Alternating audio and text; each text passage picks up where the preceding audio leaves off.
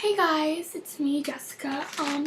I just wanted to make this video to talk about some underrated books that I feel like a lot of people don't know about or haven't read or haven't given a chance, and I really just wanted to make this video to talk about them and see if any of you guys were interested in maybe reading them, and hopefully you are. So, yeah, I'm gonna get started, but first, I have a book package from Thrift Books. So happy. I think I know what this is, but I'm gonna open it and find it. Alright, and now pull it out, and it is City of Bones by Cassandra Clare. I did not know this book. Oh my gosh, I did not know there was like this was a cover of it, because I just knew. Oh no, this is oh, is this the UK cover? Oh my gosh, guys, I got the UK cover! This is awesome. I don't think I've ever gotten a UK version of a book that has an American version already made that was from America and went to UK. This is awesome. Oh my gosh. Yeah, so this is, oh shoot, this is hard to read. Like some pages are gonna fall out, but alright, but yeah, I got, this is City of Bones by Cassandra Clare. Basically, if you guys watch the Shadowhunter show on Freeform, you might know about this. It's based off of that. This is basically the first book in the Mortal Instruments series, Cassandra Clare. I started liking watching that show, and it's like decently okay so far, so I kind of wanted to read the book first before I maybe watch more of the show, and just to like see if I want to get into this more, which I do think I really do think I do. So, yep, I'm very happy for that. That will be definitely good in my summer reading. Alright guys, let's get started with my underrated book pile. Alright, this is in no particular order, by the way. So it's not like, oh, this is my number one underrated book and this is my second one. This is just all random books that I was upstairs looking through saying, okay, this one definitely, this one definitely.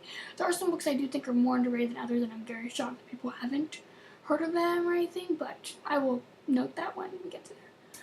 Alright, so the first book I have is Broadway Baby by Alan Shapiro.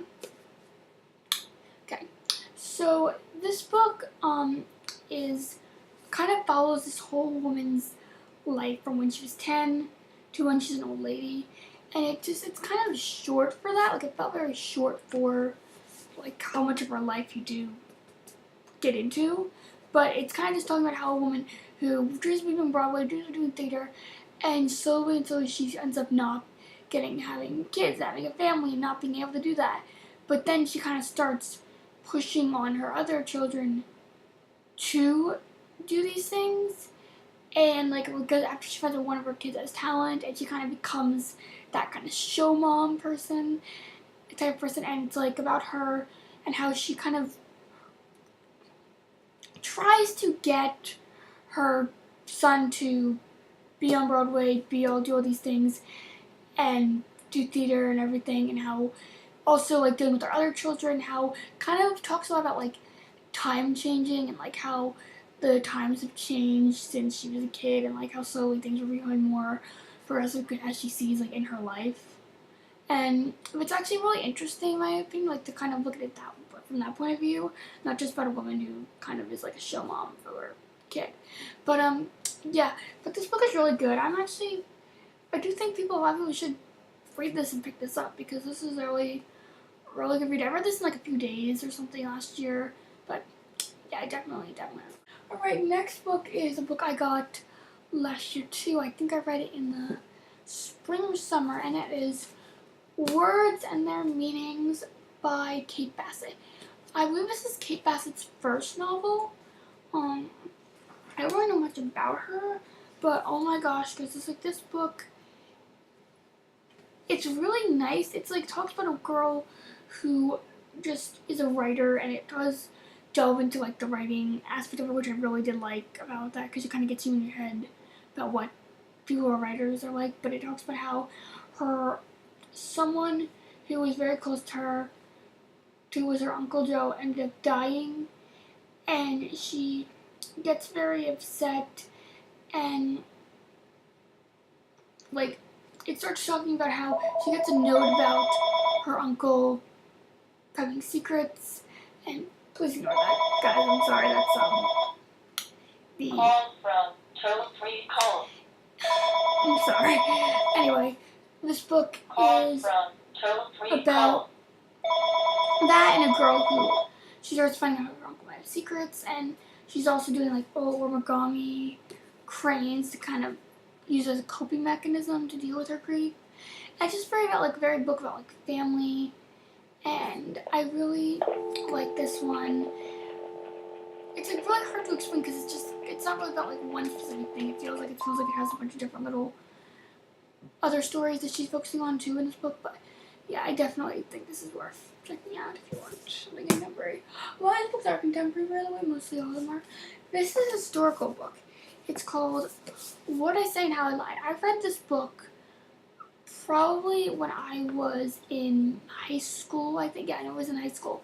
And it's really, what I like about this book is it's historical fiction, but it's not fluffy, made-up historical fiction. What I mean by that is that a lot of historical fiction seems to kind of ignore certain things. I feel like they kind of like paint certain time periods as like the best times ever, or the most fluffiest, or the most funnest, and that there weren't anything bad happening during those times, or there was only one bad thing happening and that was like the only focus in the world, and that everybody else, or like in this book's case, that there were a lot of people that were acting very moralist, or I'm not sure what the word is, but like very full of morals, and very someone who like they were perfect people, that they like never did anything wrong, that they like were these saints or whatever. And that's like what a lot of people like to think of as the old days, and they say like the good old days and everything like that. But what I like about this book is it kind of proves that's kind of false. That is something that's not true. Like people were doing a lot of stuff that people like to complain about today, but they were just doing it more in secret. Like there were people who were getting pregnant out of wedlock. There were people that were having premarital sex. There were people that were doing all that kind of stuff, and like drugs or whatever. Like there were people that were doing like quote unquote like not very like, quote unquote bad things. Not to say like these, not judging anything or anything, but like, you know what I'm saying. But yeah, so this book, I really like it because it kind of talks about those hypocrisies and everything like that, and I really enjoyed this book because it was kind of a different type of historical fiction that I'm not used to. It has like a little bit of mystery in it.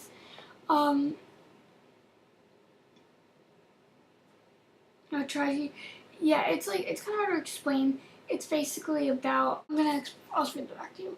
When Evie's father returned home from World War II, the family fell back to its normal pretty quickly.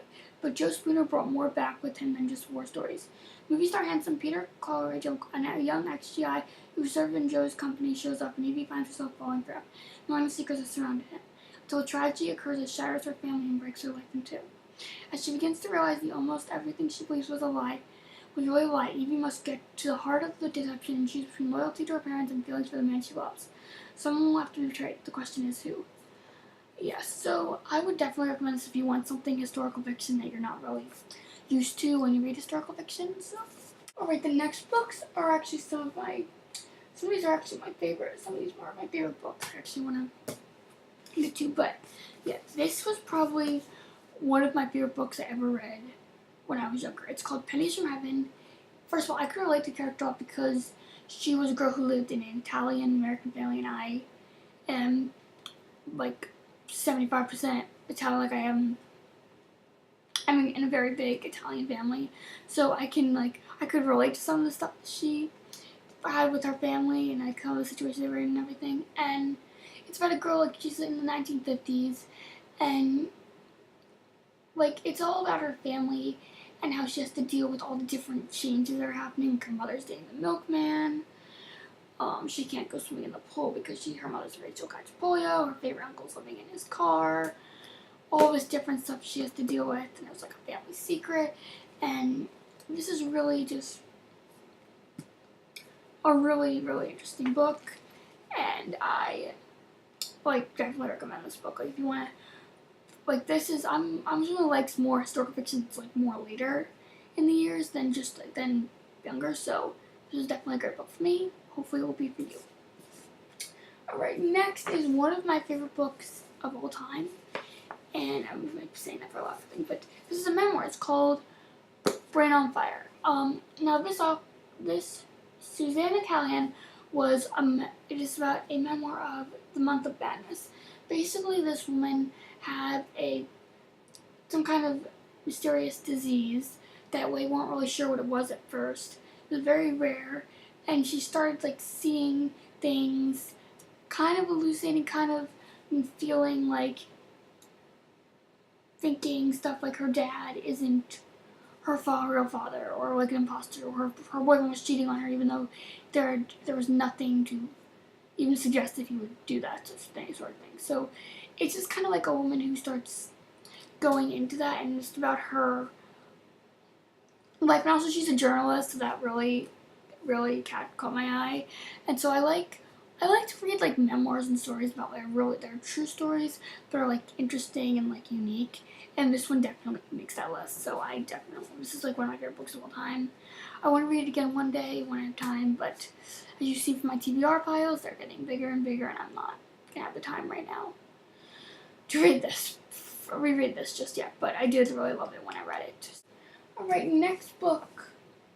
This book is something that I'm like, how do not more booktubers and how do not more people know about this book? Because this book has like the best twist ending. Now some people might be able to see the twist, but I was definitely like in shock, and that book is called Dangerous Girls.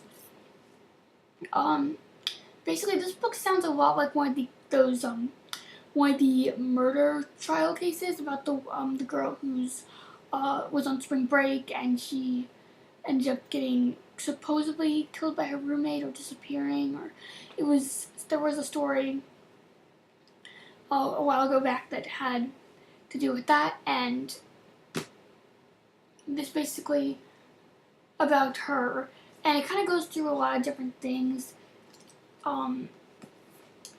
It's mostly told through the point of view of the girl Anna, but her friend, and what ends up happening is Anna's friend is brutally murdered in a hotel room, and she ends up having to go on trial because they think she did it. And so you spend the whole book kind of going about this trial, trying to figure out, does this person do it, and this person do it, or this person do it, and you think you know what it is, and then it's like complete 180, and you're like, oh my gosh. Basically, guys, I don't want to spoil anything, but oh my gosh, I literally dropped. I was reading this book and I almost like dropped it. Like I was that in shock. I was just like, oh my gosh, oh my god. But yeah, just this book is amazing. I would definitely pick this up. If you want something that's gonna trick your mind, get that. Alright, this next book I will not talk a lot about because I've already talked about it in my last month's wrap-up video, but Second Chance Summer. I told you guys this book will make you cry. It will make you cry. But oh my gosh, this book, like, I think it's in my favorite ones now because of how much it made me cry. Because this book is the one book that made me cry the most, is the most emotional for me, so yeah. Basically this book, I'll give a little short synopsis. About a girl named Taylor. Her father is dying of cancer, and she just doesn't have enough time left to live, so they decide to go back to the Poconos for one more nice mountain trip, and she kind of has to deal with a lot of baggage she left behind there and everything. And honestly, I've talked about this type of book a lot, and if you want to see my other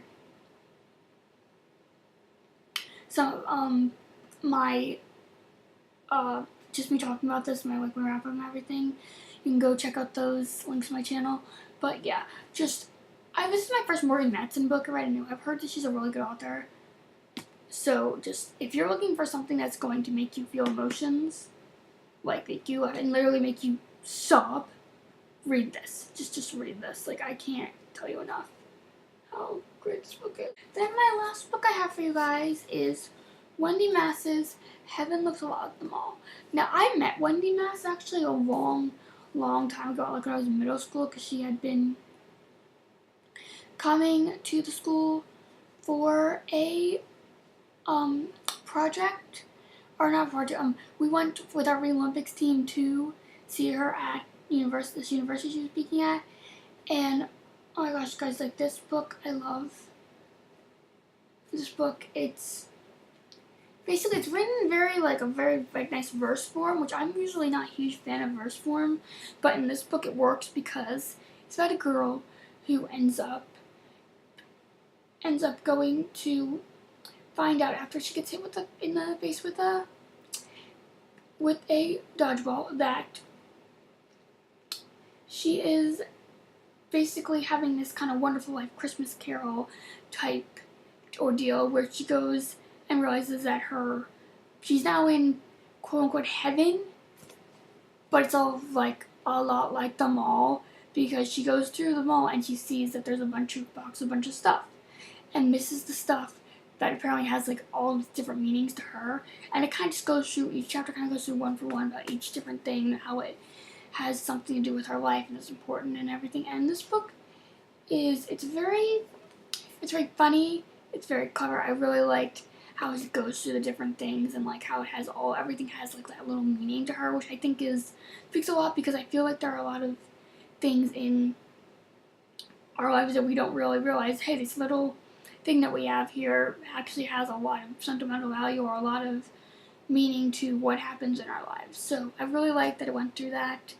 I definitely recommend this book. If you're going to pick up a Wendy Mass book, the first book should definitely be either this one or Jeremy Fink and the Meaning of Life, because those are both like my favorite Wendy Mass books. And yeah, so this is definitely Alright guys, that is it. I'm getting to go and be getting a lot of more books. I've been buying because I have no willpower when it comes to buying books, apparently.